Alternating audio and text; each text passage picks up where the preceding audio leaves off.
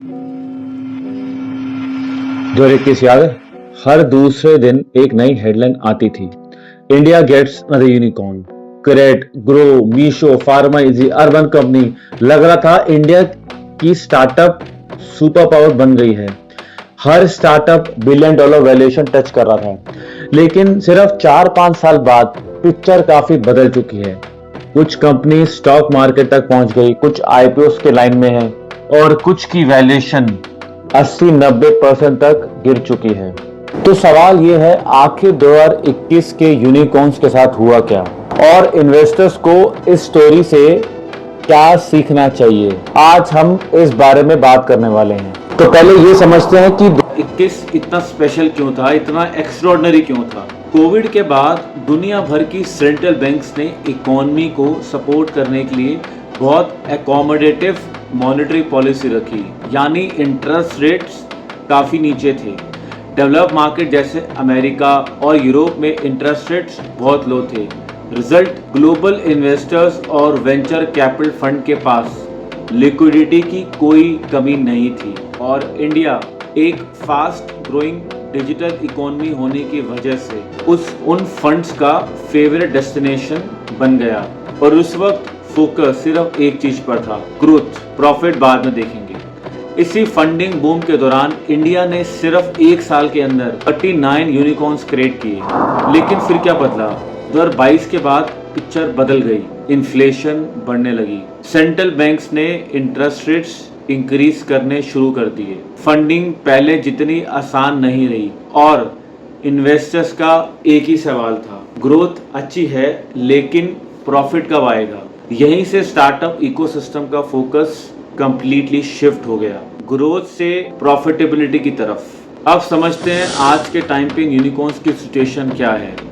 Crate, सबसे पहले crate को समझते हैं। कंपनी ने रिसेंटली फ्रेश फंडिंग रेज की और वैल्यूएशन लगभग 4.5 बिलियन डॉलर के आसपास है।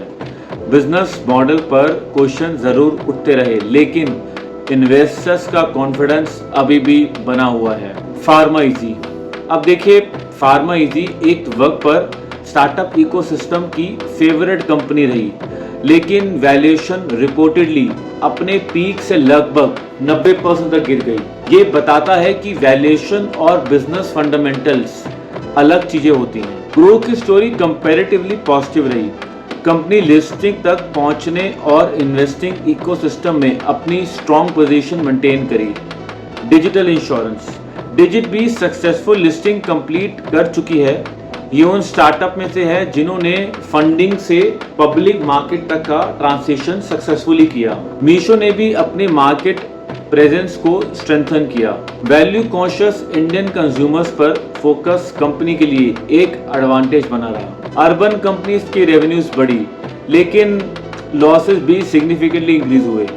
ये एक रिमाइंडर है कि रेवेन्यू ग्रोथ और प्रॉफिटेबिलिटी दोनों इक्वली इंपॉर्टेंट होते हैं। भारत पे बिजनेस से ज्यादा कॉर्पोरेट गवर्नेंस कंट्रोवर्सीज की वजह से हेडलाइंस में रहा।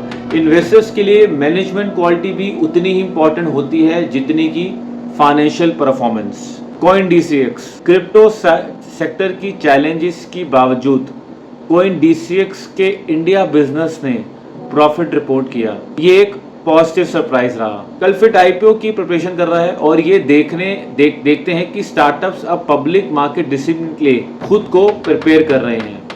इस पूरी स्टोरी से सबसे बड़ी लर्निंग क्या मिलती है? मेरे हिसाब से मार्केट का फोकस बदल गया है। 2021 में इन्वेस्टर्स पूछते थे यूजर्स कितने हैं, आज पूछते हैं प्रॉफिट कितना है। पहले वैल्यूएशन हेडलाइन होती थी, आज कैश फ्लो हेडलाइन है। पहले फंडिंग सक्सेस माना जाता था, आज सस्टेनेबल बिजनेस सक्सेस माना जाता है। तो क्या 2021 के यूनिकॉर्न्स फेल हो गए हैं? बिल्कुल नहीं। कुछ कंपनीज मैच्योर हो गई हैं, कुछ अभी भी ट्रांजिशन फेज में हैं और कुछ को अपना बिजनेस मॉडल रीथिंक करना पड़ा।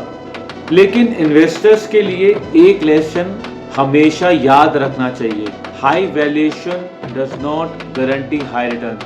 इन्वेस्टमेंट करते वक्त सिर्फ हेडलाइंस मत देखिए, business model, profitability, cash flow, management quality और एग्जीक्यूशन, इन सबको इक्वली इम्पोर्टेंस दीजिए।